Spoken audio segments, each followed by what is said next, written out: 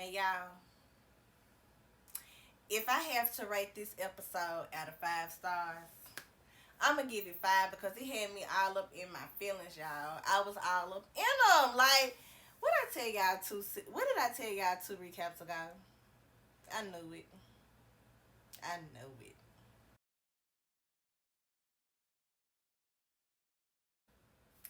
Hey y'all, I am D Nicole, and today I'm coming to you about Insecure Season 4, Episode 10, Low Key Lost. So this episode is about Issa and Molly having a little trouble in their relationship, and it looks like y'all, they might bring our girls together in the end.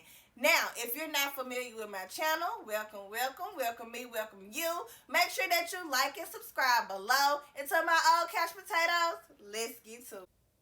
All right, y'all. So Issa and Lawrence are at some market when Lawrence tells Issa the news of becoming a trolley nigga. So we find out that he lands the job in San Francisco. Lawrence is happy about telling Issa how he is going to have a corner office, his own team, and he is even gonna have his own assistant.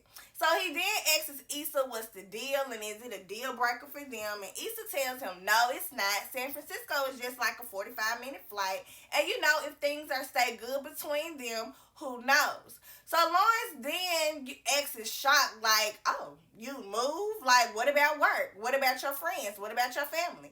And Issa then lets him know that, you know, she can make new friends, and you can tell on Lawrence's face that, you know, something is bothering him. And he has more to say, but he does not. But Issa then tells him she is honestly at the point in her life where she just wants to cut out the bullshit, surround herself with things that make her happy, and she tells Lawrence once again that he makes her happy, and Lawrence once again gives me a response that I hate, and he is still giving me, you know, nigga, what the fuck you got to say vibes, because he's sitting there looking like he has something to say. So Issa was like, I mean, if we want it to work, then it'll work. And Lawrence then tells her it's cool. I want it to work. And Issa tells him, you know, like, we'll figure it out. So obviously nobody has shared with Andrew their pointing is rude because my mama didn't play this shit. We're not pointing at anybody. So Molly and Andrew are obviously playing this little couples work event game where Andrew is guessing who Molly's co-workers are by descriptions that she obviously has given at home. And we see that he is able to point out Torian with no problem. So BJ's Molly co-worker comes over and he invites Molly and Andrew to come kick it with a few co-workers after the work function. Andrew and Molly answer at the same time. Andrew apologizing to decline, while to my surprise, y'all, Molly ass was like, cool, agreeing to hang. And y'all, we know Molly don't even like her damn co-workers. So when BJ walks off, Molly asks Andrew, so you don't want to go? And he tells her how he is having fun now, but he good on kicking it with them later. So Molly then thinks that if she asks the DJ to play one of Andrew's artists, that, you know, that can, I guess, bribe him to go to the little event after the event. And so now y'all, Molly is giving me, you know, vibes from episode 1 and 3 at the beginning of the season, where she just completely just unnotices Andrew's facial expressions and gestures. And I'm looking at her like, girl, are you a lawyer? Like, how do you read the people faces that's on the bench? Like, girl. All right, so Issa stops by Nathan's shop and he's showing her the area that he told her would be perfect for her event. He's filling in Issa with what him and the guys have planned for the space, and how they're going to use it to provide haircuts for those without jobs. And Issa was like, oh, so people like me. And so, you know, he wouldn't be his seductive self, y'all, if he didn't give our girl her boost she be needing, letting her know what she doing ain't going unnoticed by him. So Nathan then uses this time to apologize to Issa for what he says about Lawrence and how it was messed up, but he takes accountability for it fucking with him a little more than he thought that it would. Issa apologizes and tells him that that wasn't her intention and that she really wants to be a good friend to him, but she is with Lawrence now, so if that is too much. And Nathan then cuts her off and lets her know that it's not, and he just wanted to be honest with her and let her know how he felt, and that's the last thing he wanted to do was to make her life complicated. So So Molly and Andrew have arrived back home from Molly's work event, and Andrew walks over to the couch and he's talking about how Looking for LaToya marathon is on and how it has been hard for him to avoid spoilers. So Molly then complains about being tired and how she's about to lay down, and Andrew then tells her like he's not gonna give it away. Molly like, nuh-uh, you can't watch that without me because y'all know when you start watching something with Bae, it's y'all show together. Y'all have to watch it together, and you cannot watch it when the other is not around, and that's just the unspoken rule. So our guy Andrew has had enough. He hits her with the deep sigh and tell her, well, of course, we'll do it on your schedule. And so now it's clear to me that Molly only speaks petty language because that only seems to be the only damn thing that she can pick up from Andrew. So Molly is like, I'm sorry, what? Ready to click out, and Andrew has time because he then lets her know that if it was me who wanted to stay longer today, it would have been a whole thing. Molly, being selfish as Molly, then makes it about her. Okay, so when I was working late, you ain't like that. Now I'm including you in work stuff so that we can be together, and it's still a problem. And Andrew like, no, that's not it. And every time I say I have a problem, you dismiss it. But I'm supposed to bend over backwards when it's all about you. So Molly then hits him with the bend over backwards. When do you bend over backwards? So y'all, now I'm like, y'all, is this bitch in her own relationship? Because this man literally puts up with your nagging. But you know what? I don't have nothing else to say. So y'all, Andrew ass couldn't wait because the first thing he brings up is his brother, and her blowing that off is still talking about a man. The man was rude and disrespectful. I thought we were past this. It's like you still holding on to shit. So Andrew then like, Molly, you never let shit go. I'm like, yeah, because y'all, this man literally apologized. He tried to give her a damn peace offering. Like, what the fuck else do you want him to do, Molly? This is his brother. He ain't your nigga. So what? So Molly is still in denials about how she don't let shit go, and you know, it's interrupted by a phone call from Kelly. She presses ignore to continue their spat. Andrew is going on, and he tells her basically like, I do everything you want me to do, and it's getting old. And then it's interrupted again with another phone call from Kelly. Alright, so the crew has arrived at Tiffany and Derek's, and we see that Derek is upset on the phone, giving a description of Tiffany, and we find out that Tiffany is missing, and that she has been gone since the previous day, and that she had expressed to Derek how she needed some time. She was checking in a hotel around 10:15, and that she would be back the next morning. So her phone is off, and she can't get contact. The gang heads out to find her. So the first place they arrive is the movie theater, which is no look. Kelly sees a bar and goes to see if they can find any leads. So the bartender tells them that she was there the night before. She had had 4 margaritas and had left to go get some food. We find out that the lift didn't give off a off location, but it did give a dollar amount. So Molly then tells them about the last time that Tiffany got messed up. On margaritas, they had went on this local Mexican restaurant tour for 5 days, and Issa asked, how much was the lift charge, and estimated that it was a restaurant probably 2 miles away.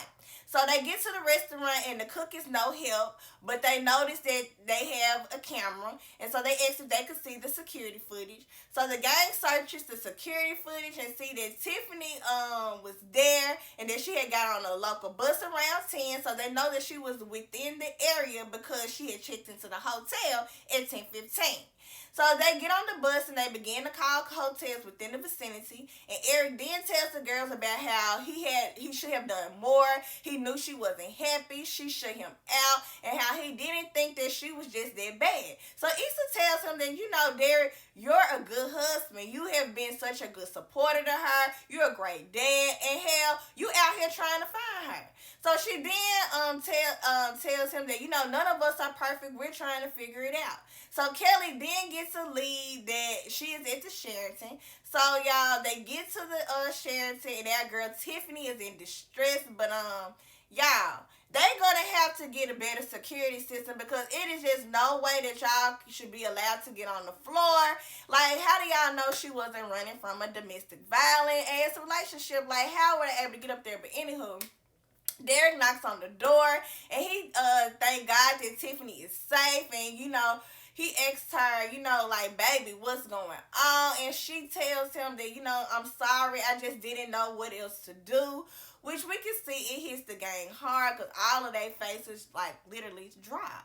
Y'all, I'm very glad that they are talking about postpartum because that is something that we really do deal with in our community. Alright, so Molly is back at Andrew's to finish up their discussion, and Andrew tells Molly how he feels as though they're not on the same page.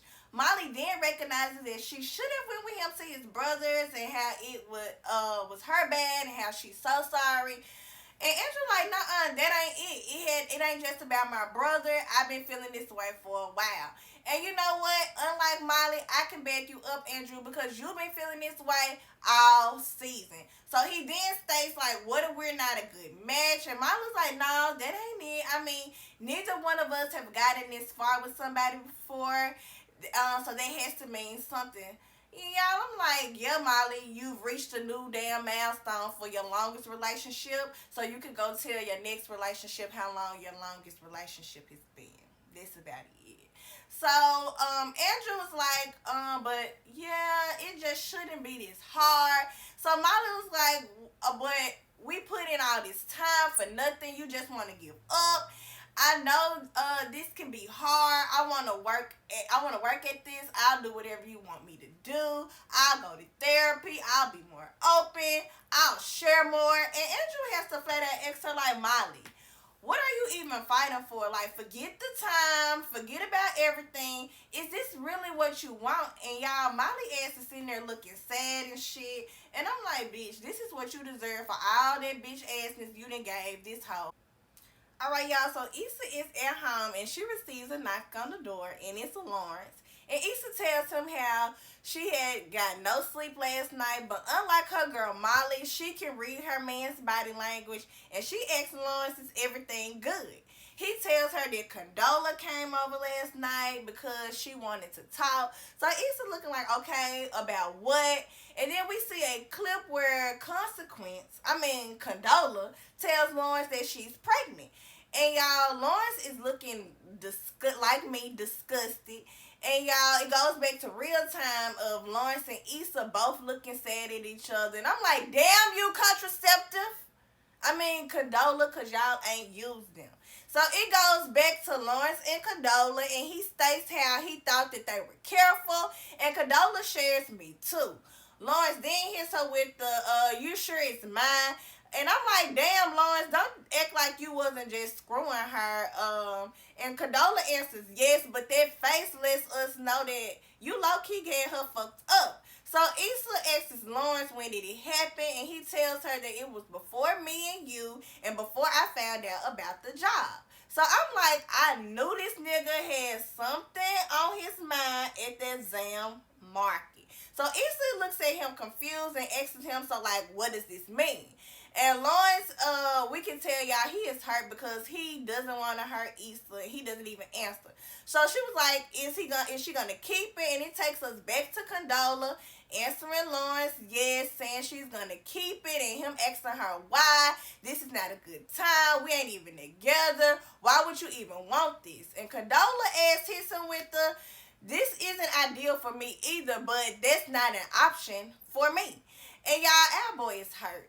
So it goes on, and she says that she wasn't ready for when it was with Mark, and that she wants to keep it. Y'all, so I'm guessing that's the reason for her and Mark's divorce. But I'm also confused because she said she wants to keep it this time.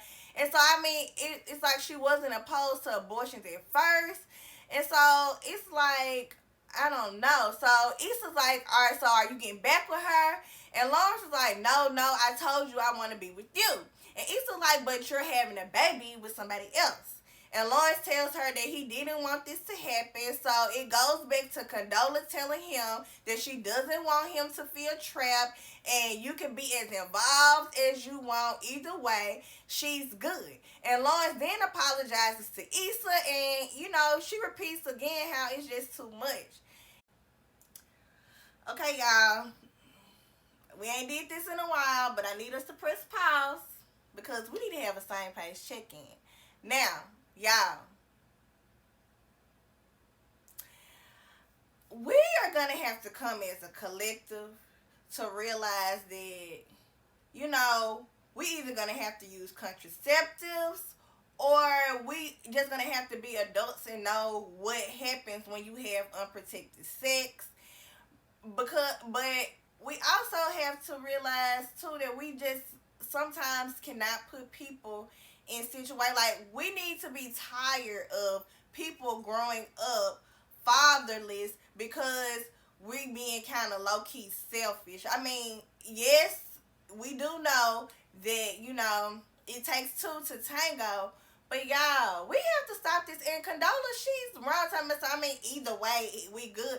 No, stop making people have daddy issues for no damn reason when they don't need to have daddy issues. Like, that is a thing that we struggle with in our community, and it's just something that we can honestly end. Like, let's just really be real, and we need to start being out here. If we gonna have sex, we need to either be using us some condoms, or we need to just be having sex with people who we wouldn't mind being parents with.